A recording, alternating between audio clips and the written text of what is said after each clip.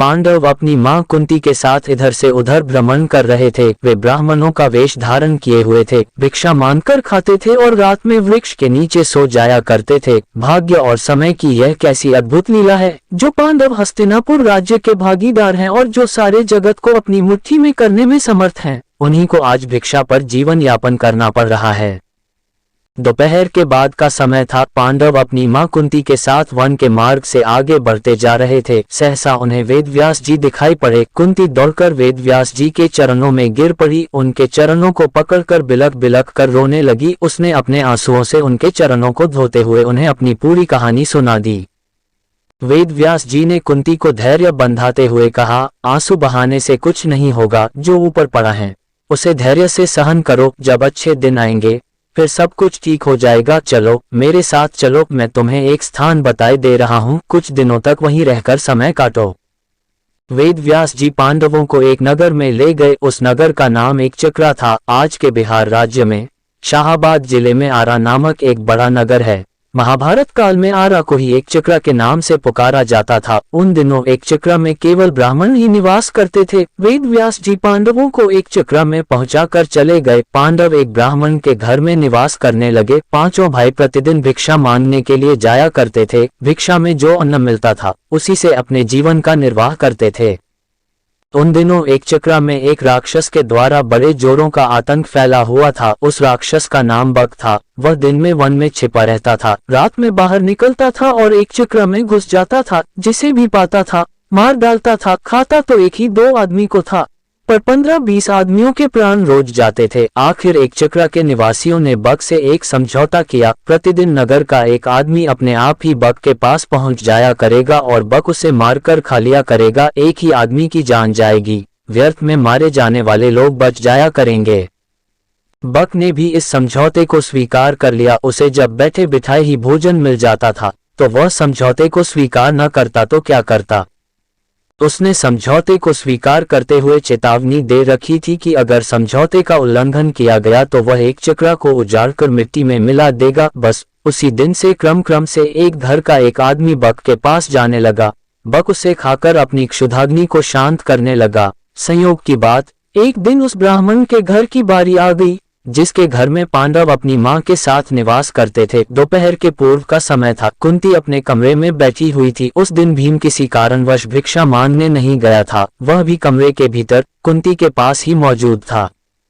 सहसा कुंती के कानों में किसी के रोने की आवाज आई। रोने और विलाप करने का वह स्वर उस ब्राह्मण के कमरे से आ रहा था जिसके घर में वह ठहरी हुई थी। जब कुंती से विलाप का यह सकरुण स्वर सुना नहीं गया तो वह ब्राह्मण के कमरे में जा पहुंची। उसने वहां जो कुछ देखा उससे वह सन्नाटे में आ गई।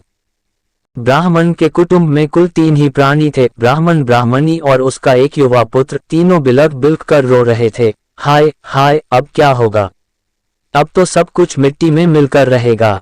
कुंती ने तीनों को रोता हुआ देखकर ब्राह्मण से पूछा, विप्रवर, आप तीनों इस प्रकार क्यों रो रहे हैं? क्या मैं जान सकती हूं कि किस दारुण कष्ट ने आप तीनों को अत्यंत दुखी बना रखा है? ब्राह्मण ने आंखों से आंसुओं की बूंदें गिराते हुए उत्तर दिया, बहन, तुम सुनकर क्या करोगी? हमारा कष्ट एक ऐसा कष्ट है जिसे कोई दूर नहीं कर सकता। कुंती ने सहानुभूति भरे स्वर में कहा, हम तो गरीब ब्राह्मण हैं, सच है हम आपके कष्ट को दूर नहीं कर सकते, किंतु फिर भी सुनने में हर्ज ही क्या है। हो सकता है हम आपके कुछ काम आ जाएं। जब कुंती ने बहुत आग्रह किया तो ब्राह्मण ने बक राक्षस की पूरी कहानी उसे सुना दी। कहानी सुनाकर उसने सिसकते हुए कहा, बहन, हम कुल 3 ही प्राणी हैं। यदि कोई एक राक्षस के पास जाता है तो वह उसे मारकर खा जाएगा, हमारा घर बर्बाद हो जाएगा। इसलिए हम सोचते हैं कि हम तीनों ही राक्षस के पास चले जाएंगे। हम इसलिए रो रहे हैं, आज हम तीनों के जीवन का अंत हो जाएगा। ब्राह्मण की करुण कथा सुनकर कुंती बड़ी दुखी हुई। वह मन ही मन कुछ क्षणों तक सोचती रही, फिर बोली, विप्रवर, मैं एक बात कहती हूँ, उसे ध्यान से सुनिए। मेरे 5 पुत्र हैं। आज मैं अपने एक पुत्र को आपके कुटुंब की ओर से राक्षस के पास भेज दूंगी। यदि राक्षस मेरे पुत्र को खा जाएगा तो भी मेरे 4 पुत्र शेष रहेंगे। कुंती की बात सुनकर ब्राह्मण स्तब्ध रह गया। उसने परोपकार में धन देने वालों की कहानियां तो बहुत सुनी थी, पर पुत्र देने वाली बात आज उसने पहली बार सुनी। वह कुंती की ओर देखता हुआ बोला, बहन, तुम तो कोई स्वर्ग की देवी ज्ञात हो रही हो। मुझे इस बात पर गर्व है कि तुम्हारी जैसी देवी मेरे घर में अतिथि के रूप में है। तुम मेरे लिए पूजनीय हो। मैं अपने अतिथि से प्रतिदान लूं। यह अधर्म मुझसे नहीं हो सकेगा। मैं मिट जाऊंगा, पर मैं अतिथि को कष्ट में नहीं पड़ने दूंगा। ब्राह्मण की बात सुनकर कुंती बोली, आपने हमें आश्रय देकर हम पर बड़ा उपकार किया है। आप हमारे उपकारी हैं। हमारा धर्म है कि आपको कष्ट में न पड़ने दें। आप अपने धर्म का पालन तो करना चाहते हैं, पर हमें अपने धर्म पालन से क्यों रोक रहे हैं? कुंती ने जब बहुत आग्रह किया तो ब्राह्मण ने उसकी बात मान ली। उसने दबे स्वर में कहा, अच्छी बात है बहन, ईश्वर तुम्हारा भला करे।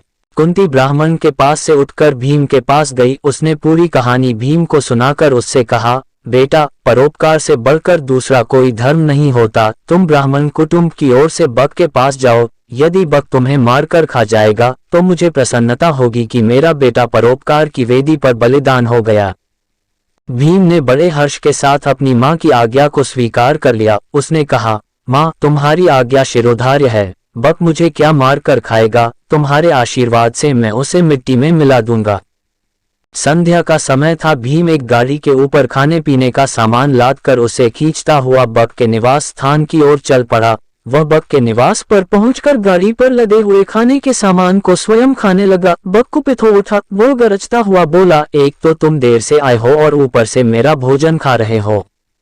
इतना कहकर वह भीम पर टूट पड़ा। भीम तो पहले ही तैयार था। दोनों में मल्लयुद्ध होने लगा। दोनों की गर्जना और ताल ठोंकने के शब्दों से वायुमंडल गूंज उठा। बक ने बड़ा प्रयत्न किया कि वह भीम को मल्लयुद्ध में पछाड़ दे, पर वह सफल नहीं हुआ। वह स्वयं भीम की पकड़ में आ गया। भीम ने उसे धरती पर गिराकर उसके गले को इतने जोरों से दबाया कि उसकी जीभ बाहर निकल आई। वह प्राण शून्य हो गया। भीम ने उसे उठाकर नगर के फाटक के पास फेंक दिया।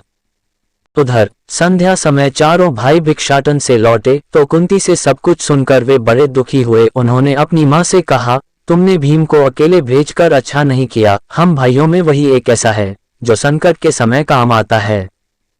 कुंती ने अपने पुत्रों को समझाते हुए कहा, तुम चिंता क्यों करते हो? तुम देखोगे कि मेरा भीम बक को मिट्टी में मिलाकर आएगा। फिर चारों भाई भीम का पता लगाने के लिए चल पड़े। वे अभी कुछ ही दूर गए थे कि भीम अपनी मस्ती में झूमता हुआ आता दिखाई पड़ा। चारों भाई दौड़कर भीम से लिपट गए। भीम ने उन्हें बताया कि उसने किस तरह अत्याचारी बक को नरक में पहुंचा दिया है। भीम ने घर पहुंचकर अपनी मां के चरण स्पर्श किए। उसने कहा, मां, तुम्हारे आशीर्वाद से मैंने बक का संहार कर दिया। अब एक चक्र के निवासी सदा सदा के लिए भयमुक्त हो गए। कुंती ने भीम का मुख चूमते हुए कहा, बेटा भीम, मुझे तुमसे यही आशा थी। मैंने इसीलिए तो तुम्हें बक के पास भेजा था। प्रभात होने पर एक चक्रा निवासियों ने नगर के फाटक पर बक को मृत अवस्था में पड़ा हुआ देखा। उन्हें जहां प्रसन्नता हुई वहां आश्चर्य भी हुआ। बक का वध किसने किया? क्या ब्राह्मण ने? एक चक्रा के निवासी दौड़े दौड़े ब्राह्मण के घर पहुंचने लगे। थोड़ी ही देर में ब्राह्मण के द्वार पर बहुत बड़ी भीड़ एकत्रित हो गई। ब्राह्मण के जयनाद से धरती और आकाश गूंजने लगा।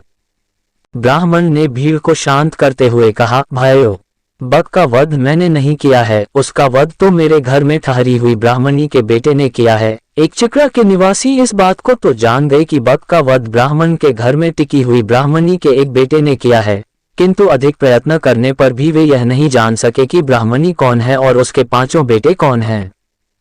किंतु जानने पर भी यह तो हुआ ही कि एक चक्रा निवासी ब्राह्मणी और उसके पुत्रों का बड़ा आदर करने लगे। स्वयं ब्राह्मण भी गर्व का अनुभव करने लगा कि जिस ब्राह्मणी के पुत्र के एक चक्रा के निवासियों को सदा सदा के लिए संकट मुक्त करा दिया है, वह उसके घर में अतिथि के रूप में टिकी हुई है।